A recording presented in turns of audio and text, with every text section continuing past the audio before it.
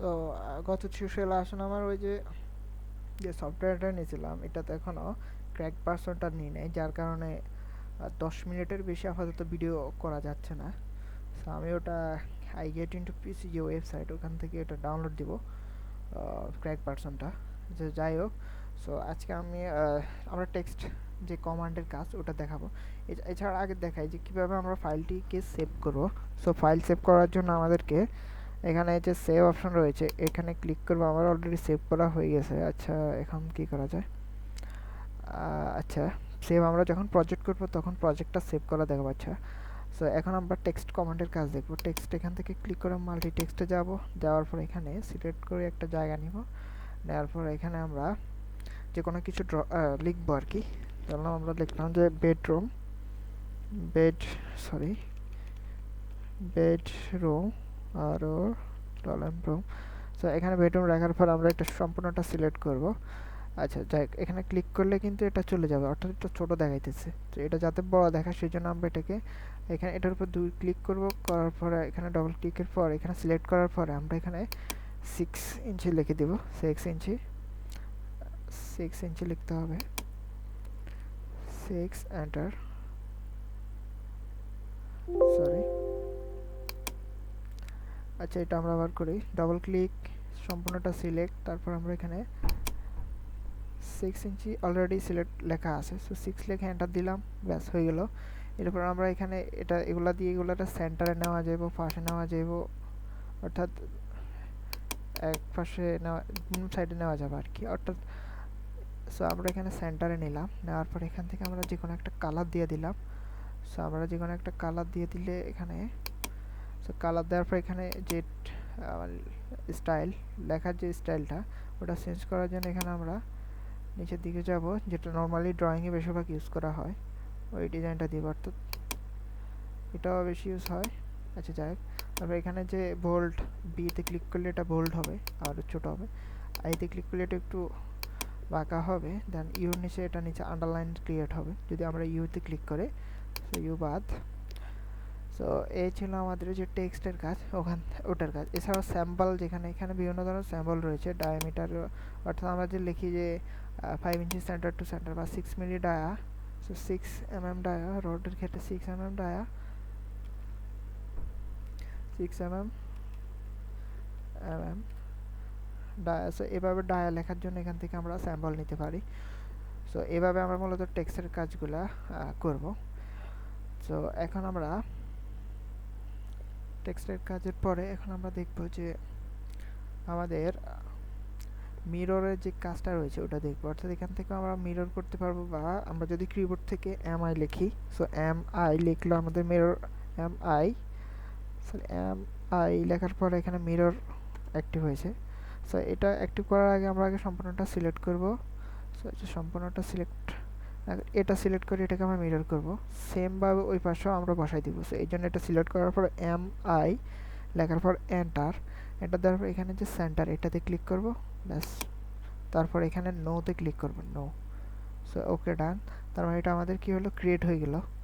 So এভাবে আমাদের mirror করা যায়, অর্থাৎ উল্টো কপি করতে আমাদের যে কমান্ড বারটি ওটা ইউজ করা হয়। সো এখন আমরা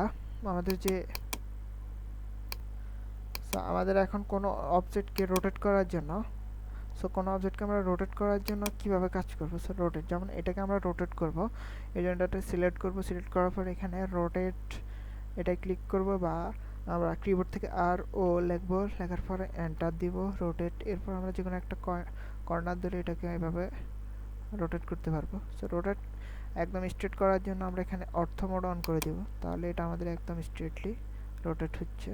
সো ওকে, সো এভাবে আমরা রোটেট করব। এছাড়া আমরা, অর্থাৎ আমাদের এই যে লাইনটা আছে এটাকে আমরা যদি একটা কালার দিই ম্যাচ করব, অর্থাৎ এটা হলুদ কালার দিলাম। সো এটাকেও আমরা সেম হলুদ কালার দিতে চাই।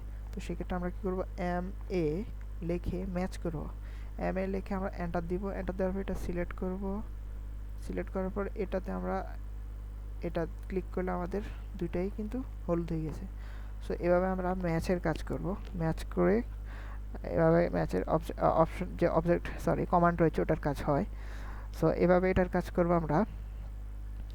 এখন আমরা আমাদের লেয়ার ক্রিয়েটটা আজকে দেখাই। সো লেয়ারের জন্য এটা খুবই গুরুত্বপূর্ণ। সো লেয়ার ক্রিয়েটের জন্য আমরা প্রথমে আমাদের এখানে যে লেয়ার প্রপার্টিস আছে ওটাতে যাব। সো ওটাতে যাওয়ার পর এখানে যে নিউ লেয়ার ক্রিয়েট এখানে ক্লিক করব। ক্লিক করার পর এখানে আমরা এ দেওয়ার পর অর্থাৎ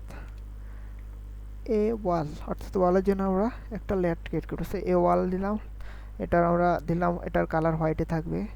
লাইন যেটা ওটা কন্টিনিউয়ে থাকবে। অ্যান্ড এখানে যে লাইনের যে থিকনেসটা ওটা আমরা এখানে 40 আচ্ছা 35 করে দিই। সো 35 মিলিমিটার করে দিলাম। সো এই গেল একটা লেয়ার। এরপর আরেকটা লেয়ার ক্রিয়েট করব, অর্থাৎ এটা আমরা ধরলাম এটা আমরা যে অর্থাৎ উইন্ডোর জন্য একটা লেয়ার ক্রিয়েট করব। সো লেখার পর এখান থেকে এটার যে কালার অর্থাৎ একটা কালার দিয়ে দেব। সো কালার দেওয়ার পর এখানে আমাদের উইন্ডোর যে এটা 0 করে দিই। সো 0 থাকবে।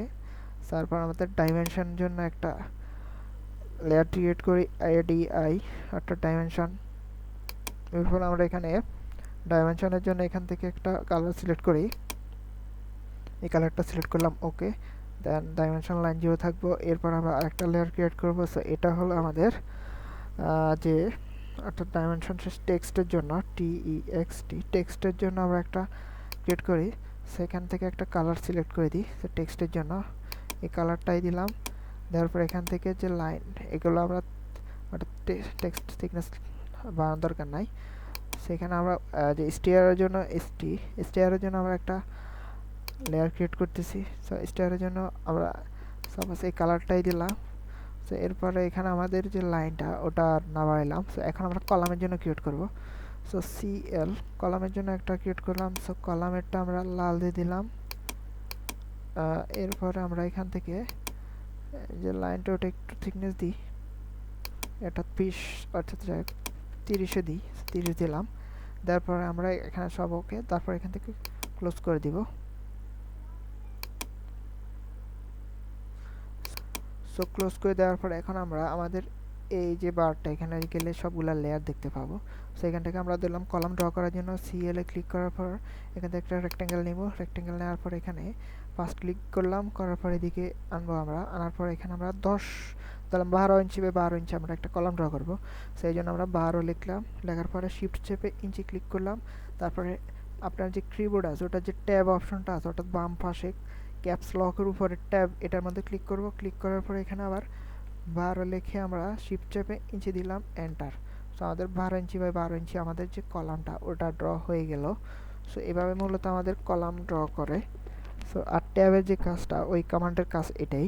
সো এছাড়াও আমাদের এখান থেকে স্ন্যাপ অর্থাৎ এখানে আমরা গ্রিড অপশন যে গ্রিডগুলো আছে এগুলো সরাইতে পারবো আর আনতে পারবো।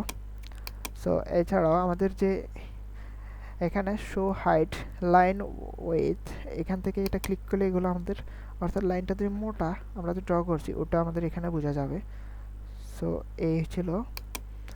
এছাড়া আমাদের এখান থেকে আমরা বিভিন্ন ধরনের যে কমান্ডগুলো আমাদের নাই সো এগুলো আনতে পারবো। অর্থাৎ এখানে গ্রিডটা আছে, গ্রিড এখান থেকে ক্লিক করলে গ্রিড চলে যাবে। স্ন্যাপ মোড, আচ্ছা এখান থেকে এগুলো আনা যাবে। সো অটোক্যাডে 3D করার জন্য এখানে 3D মডেল থেকে করে আর কি। সো আচ্ছা, তো এই ছিল আজকে টিউটোরিয়াল। সো নেক্সট টিউটোরিয়ালে ইনশাল্লাহ আমাদের মোটামুটি কমান্ডের কাজ যেগুলো প্রয়োজন পড়বে আমাদের তো এগুলোর কাজ শেষ। সো নেক্সট টিউটোরিয়াল থেকে আমরা আমাদের সম্পূর্ণ যে প্ল্যানটা রয়েছে ওটা আমরা কাজ করবো। প্ল্যানের কাজ নেক্সট টিউটোরিয়াল থেকে ইনশাল্লাহ শুরু হবে। আল্লাহ হাফিজ সবাইকে।